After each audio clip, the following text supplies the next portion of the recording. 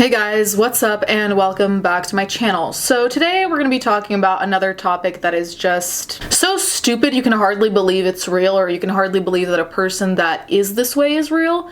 So buckle on in because this one's going to be an interesting ride, to say the least. So the publication I'm even reading this from, Vice, should indicate what we're about to get ourselves into. So it's a pretty long interview slash article, so I'm not going to read all of it, but it will be linked down below. So the title of this is, I have a severe phobia of ugly people. An interview with a cacophobe called Richard, who breaks out in a rash every time he sees someone he deems to be unattractive.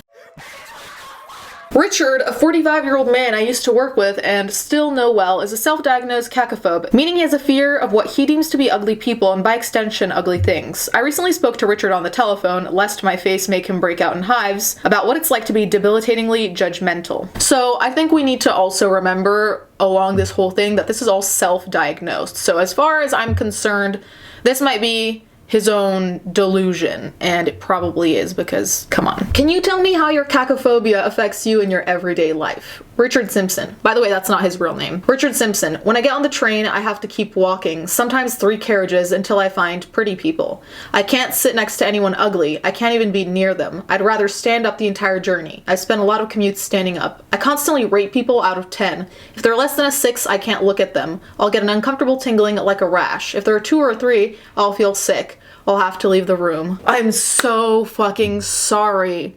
I cannot imagine the burden, the absolute burden of not being able to see someone that you don't think is a 6 or above. My God, how do you get through the day? Well, there you have it, guys. We know who our next saint is, Saint fucking Richard Simpson. I just think it's so funny that someone is that invested in other people that he has to like rate everyone and find a carriage. Like at that point, can't you just not look at people? Just look at the ground, or better yet, listen to some music, listen to a podcast, distract yourself, maybe take your head out of your ass. I don't know. What about queuing up at a supermarket? Will you queue longer to get the more attractive cashier? I'm so depressed at the fact that these are actual questions being asked to someone non-ironically. I'd sort of time my walk better to make sure I ended up with an attractive person. I can't go to Asda anymore because there are too many inbreds. I call them facially challenged. I go to Waitrose now. It's got pretty people. I wouldn't go back to Asda. Is it Asda or ASDA? Because I legitimately never heard of it until just now. There's a guy who wants to tear my arms off. I just told him that if he stopped shagging his sister, he wouldn't have such ugly kids. No. That was a pretty intense burn there, but the fact that he calls people inbreds because they're quote-unquote ugly according to him, I feel like this guy, like there's no way that he didn't have some kind of thing happen in his life, whether it's traumatic or just a big event, that has made him think this way. Like I'm low-key wondering if there was someone in his family who consistently told him he was ugly and now he's projecting that onto other people, because just imagine being like this. Do you often give people advice? Yeah, normally on trains. If a girl's biting her nails, I'll tell her, you're never going to get a nice boyfriend if you bite your nails. One girl started crying. She said, is that what it is? I felt really bad. Okay, that did not happen. A girl did not start crying because you told her she wouldn't get a boyfriend because she bit her nails, and she's like, oh my God, is that what it is? Is that why I can't find a boyfriend? Because he's fixated on the fact that I have this minor bad habit? That makes no sense, and I don't believe that happened. Like, I'm sure some people have cried and gotten upset, but for someone to be like, is that what it is?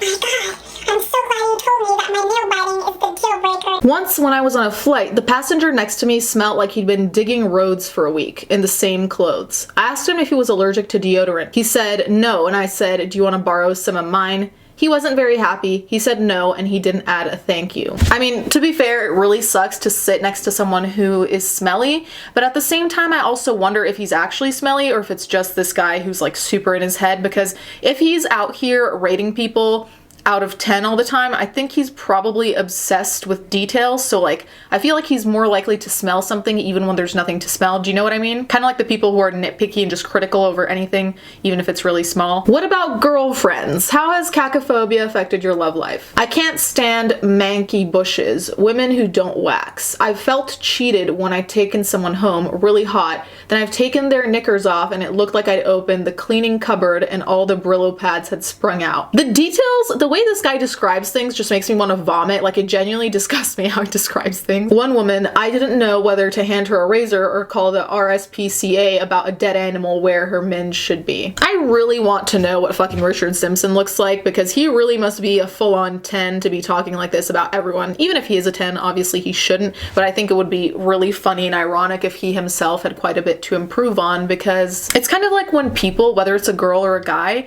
want a girlfriend or boyfriend and they expect them to be super shredded and have like really intense abs and just have like their perfect body, whatever it may be, whether it's not abs or abs, but then they themselves don't fit the standard they hold to other people. And it's just kind of like, I mean, it's okay to have preferences, but it's a little different when you're like mean about those preferences like this dude is. How has your cacophobia affected you at work?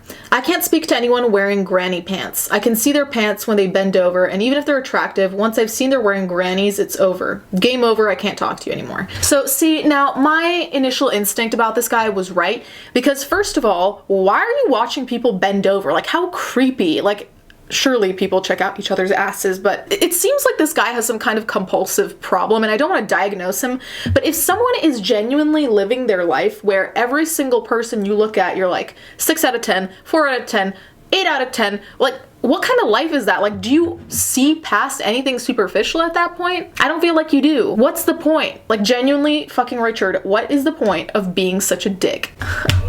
Get it? Because Richard. I hate myself. So you've actually stopped speaking to people you work with because of their underwear? Yeah, I'll still be polite. I'll say hello if they say hello to me, but I won't talk to them. I won't chat to them. I don't even want to look at them. It was really bad when people came for interviews. I just look at them on the security camera as they came in, and that'd be it. So my comment about the superficial stands. The interview was over.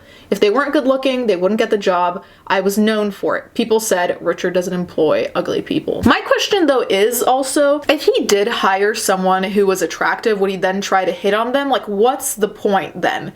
Because what if they're attractive and completely useless? Then what are you gonna do? Like, I genuinely wonder how he's finding people to hire that are all attractive based on his own, you know, preferences and that are also good at the job. It just doesn't seem like that would be likely. You're married now. Tell me about your wife. I'm assuming she's very attractive. Yeah, she's beautiful. The first time I went around to her flat, I went through all the cupboards in her bathroom. Is that bad?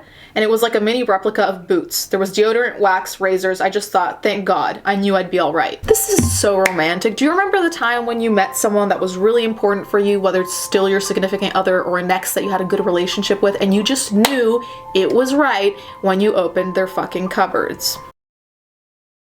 Did the personality like matter at all here? Like, I'm guessing it really doesn't. As long as you look pretty and probably shut the fuck up, I'm sure Richard's fine with you. What about your children? Do they have cacophobia? They look like models. They take after their mom. I wouldn't say they've got cacophobia, but they do rate people. When we're in the car, they rate everyone we drive past, my elder son especially. If we have lunch with people, he'll be like, Dad, what's that about? I'm not having lunch with ugly people. Disgusting! That's horrible parenting. That's genuinely horrifying and horrible parenting, because these kids are gonna be fucked up just like their dad, because he is telling them to rate people's worth based on how attractive they deem people. And also, like, are we forgetting that being attractive or unattractive is all entirely subjective? So I don't even understand how they all set the same way of rating people unless they have some kind of fucking chart where they're like, they have to be so and so tall, so and so wide. Like, you said your children look like models, but what if they didn't? Have you heard about the Chinese guy who sued his wife for having an ugly baby? It turned out his wife had a ton of surgery before she met him, and the baby looked like her pre-ops. How would you feel about that? She shouldn't have children. Seriously, that's got to be against the Trades Description Act.